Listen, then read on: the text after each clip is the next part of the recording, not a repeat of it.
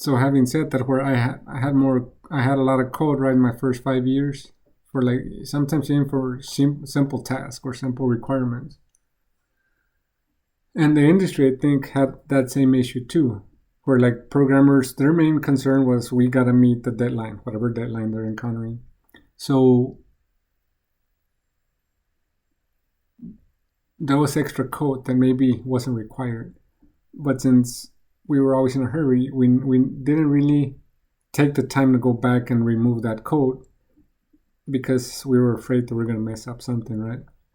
So the industry came up with a concept known as test-driven development, where instead of writing code first, you would write the test first. This is an example here. We're not going to use this concept in class because it's kind of like it requires a different kind of thinking. But I wanted to show you like what that looks like, right? Just in case if you ever go work somewhere and they're like, oh, we focus on tests first, right? Test-driven development. So let me explain what I'm talking about here. So let's say we want to create a let me bring up the example here. I want to create a function, get generation, where you enter a year and send it into the function, and the function will return the generation. Like if it was the baby boomer generation or millennial or generation X, whatever, it'll return that string back to you. Very simple request, right? Like we shouldn't have a problem coding that. And if we approach writing the function first, we go into the function and we write this if-else if statement pretty quickly, and we can come up with a solution. Like this is really like not a difficult task, but it lends itself, this example lends itself to showing you an example of test-driven development.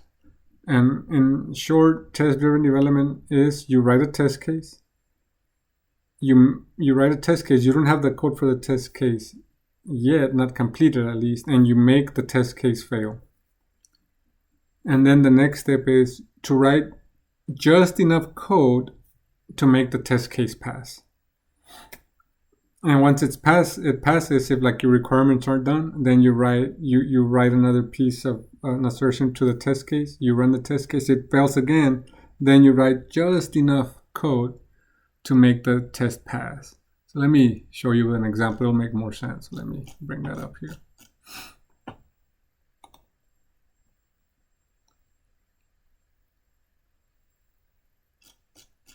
Again, I'm not going to require students to do this in class, but I always like to introduce it at least so that students can see what they may encounter out there. So let me go see.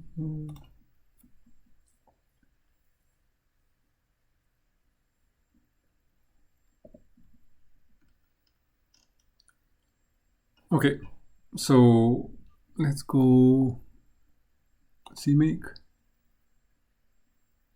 SRC, examples, and we are going into conditionals. We did if else, and now we will go into our library or .h and .cpp, and we're gonna create that get generation function. So get generation accepts an int and returns a string. Again, remember, if it returns a string, then we need some special configuration. So we go back to how C++ works. This is the C++ programming language, this box. It has core language, meaning you do not need any include statements. You can use it out of the box. If statements, while loops for data types like integer, double, which are decimals, the character value, and others. But if you want to use string, then you need step one, you need to include a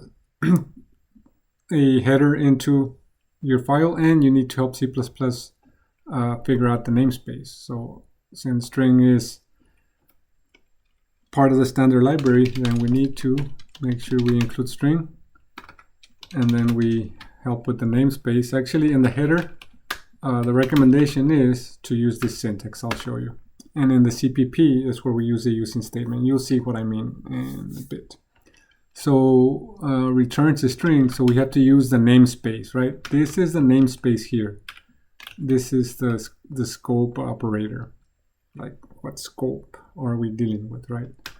And then string, name of the function, get generation. We accept a number, assuming it's year. And now we can copy this over. Jump to if else if. Let's make sure we include if else if header. And then this is where we have the requirements and we're trying to meet them. So here we have the option of using stud cout. Okay, so let me briefly explain why we use cout and the CPP. Let me make sure I include IOStream, right?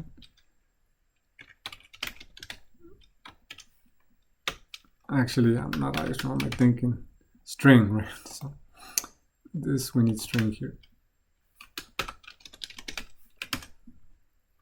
Headers, we always include them. We can include them all over a program as with the include statement. And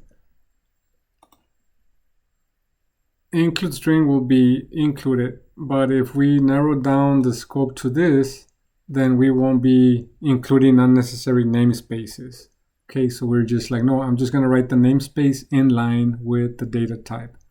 CPPs, we do not include them. We never include CPPs with include statements. So we are sure that this won't be included. So then we opt for this syntax here where we're like, okay, I'm going to resolve the namespace for C++ for the string with this statement. At that time, then we can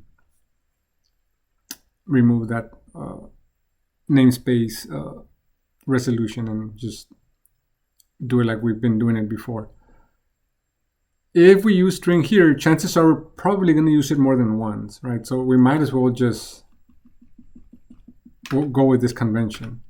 And then if we use another function that returns a string, or if we create a string variable, we do not always have to be like, say we create a string variable here, we don't have to do this.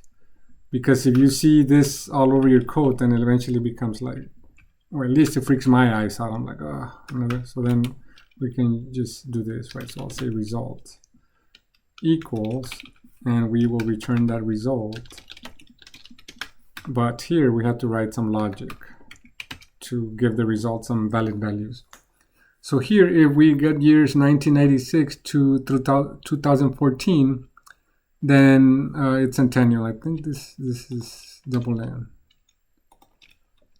But this is as far as we go with this code. We need the stub or this empty code block to start our test case driven development. So we go, okay, test case, verify the get generation function. And we're like, okay, so let me create one assertion. So require get generation with 2000. That should give us, I think it was that centennial. And we have to remember to come up here and include if else if. So include if else if. So now if we scroll down, it'll know what get generation is. Okay, so let me go look at the requirements. If we feed 2000, then centennial. Okay, so now I can run the test case. So I jump down to test, examples, conditionals. All the test cases are in one file, so then we can run it.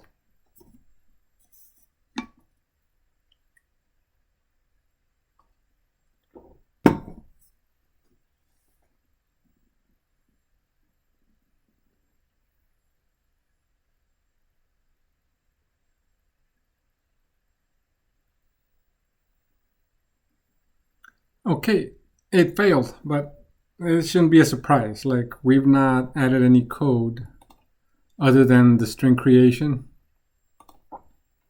to return some result, right? So we need some code here. So now we write the test case, we made it fail. Now we're gonna write just enough code to make our test case pass. So we can say, okay, so if a year greater equal to 1996 and year less than equal to, I'm not even sure if these are still valid. I think I got them from the internet some time ago. And then we say results equals centennial. And we go back and write and run the test case. So we go here, and now the test case should pass.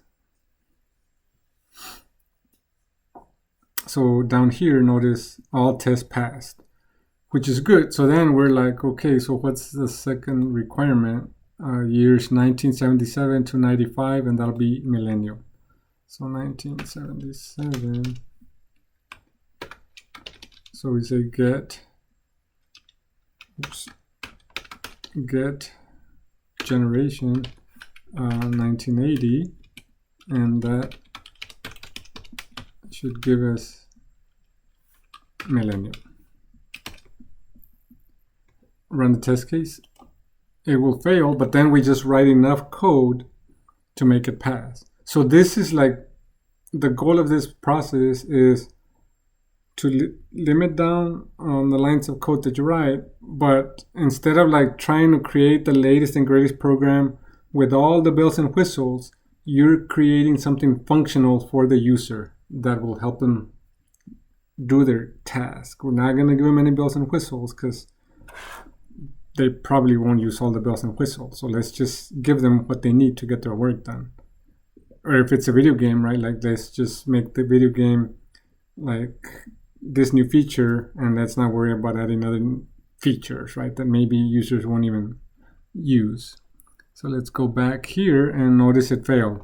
So now we can go back here and we add the second branch. We're like, okay, so let me write the other piece, and this will be if else year greater equal to 1977 and year less than equal to oops, not 14, 95. 1995 results equals millennial. And then also like taking this approach for programming, you'll see how other developers will use your code, because this is your code that you're creating. So if it starts not making sense, then you're like, hey, wait a minute. If it's not making sense for me, then it will not make sense for other developers. So okay, so we made it pass, and then we go and add 65 to 76 generation X. So this is generation X.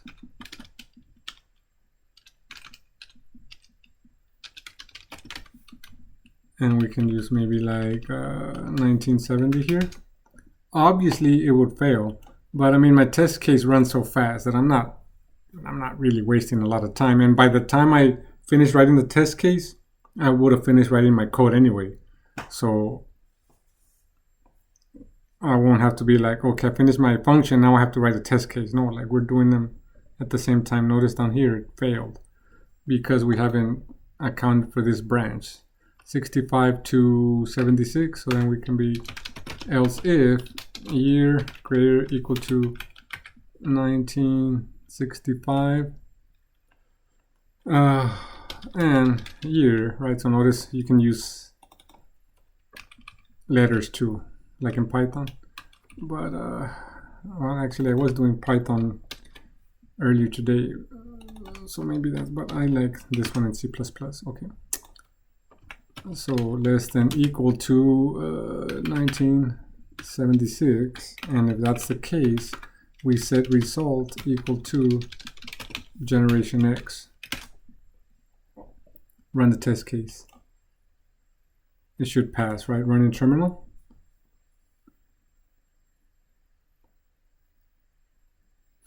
Down here at the bottom, all tests passed. So now we're adding the next branch, which is 46 to 64 baby boomer. 46 through 64 baby boomer, so we'll use 1950.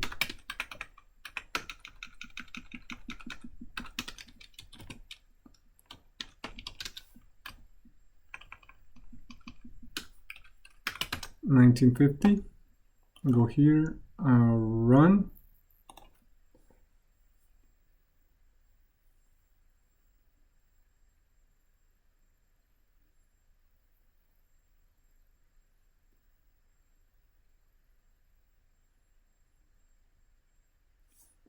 Failed, so let's add that branch. So now we're like, oh, so let's make sure that we say else if year greater than equal to 1946 and year less than equal to 1964. Results, I think I used capital B for both. So I'll say boomer, baby boomer, run a test case.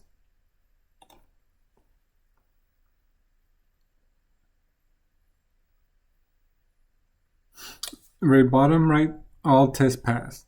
And now we use 1930. So let's go with 1930. That should fail for us. And that is silent generation.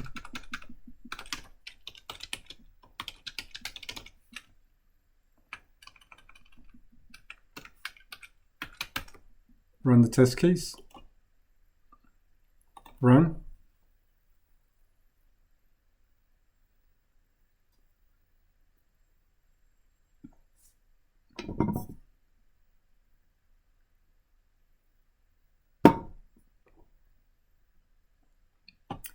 Failed, so let's jump back. And we need 25 to 45. So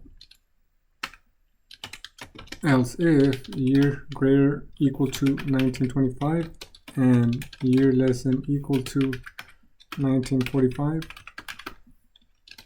result equal silent generation. Run the test case again, it should pass for us.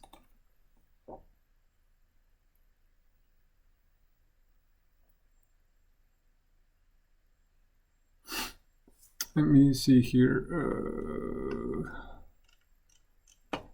I didn't pass it. Let me see.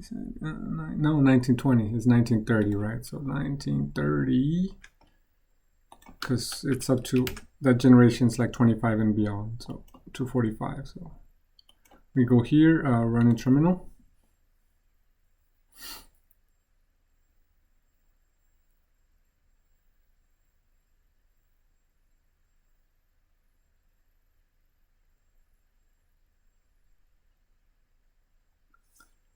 All tests passed. Okay, so then we're like, okay, what if I use like 2030 here?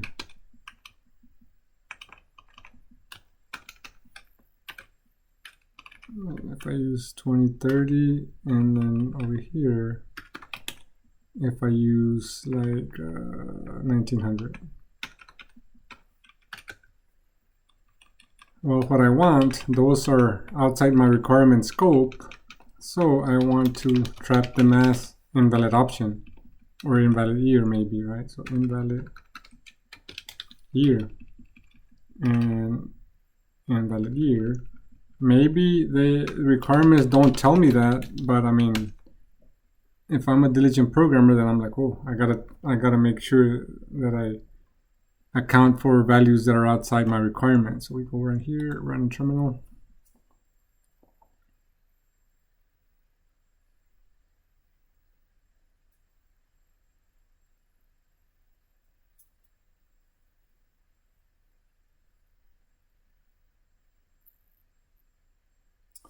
So it failed down here. Notice it failed because we haven't accounted for that. And here's where we can use if else, right? So if else, if else. So we use the else statement, meaning like anything else, execute this code and we say result equal invalid year.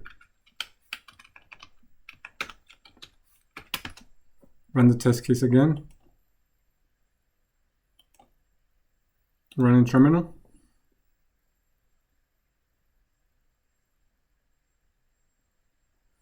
And notice down here, all tests passed.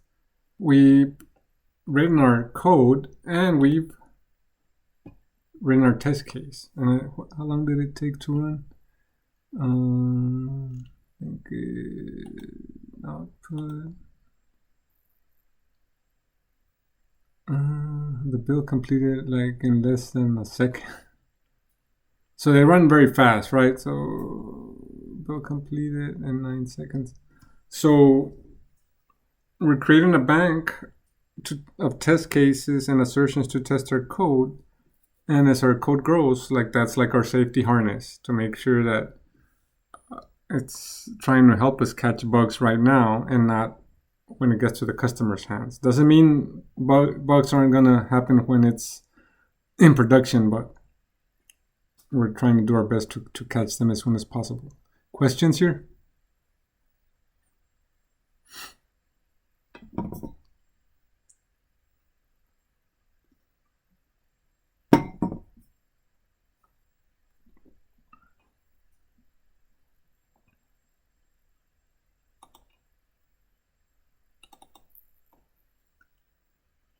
Okay, no questions. So then here we say auto year. We create auto result. Maybe here. Result is string, right? So let's use string.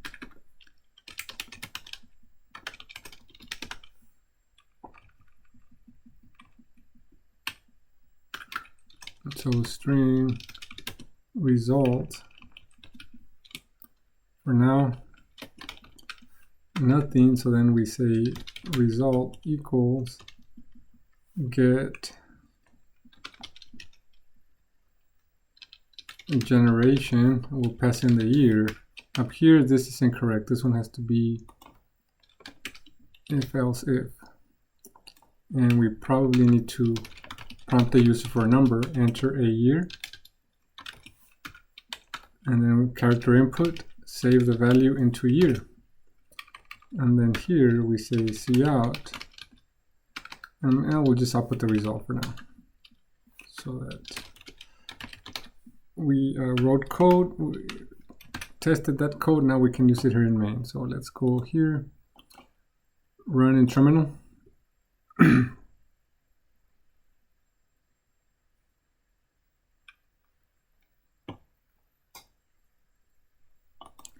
Enter year 1925, silent generation, up arrow, enter 1900, invalid year, 1800, invalid year, 1947,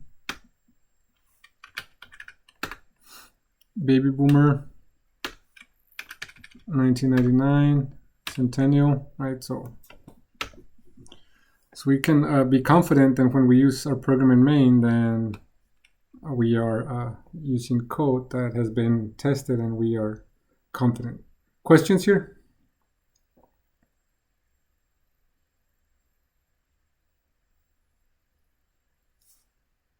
Let me commit this piece.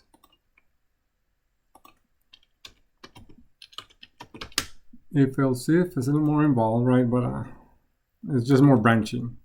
And we saw how we can create a test case that'll help us test the branching. Okay, so let me send this on to my repository. Okay.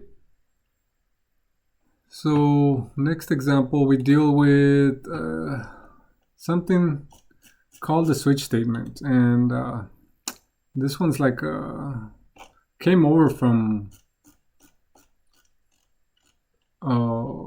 the C language, right, for portability. Remember, C and C++, they're not the same. The C language came before C++. So let's see here.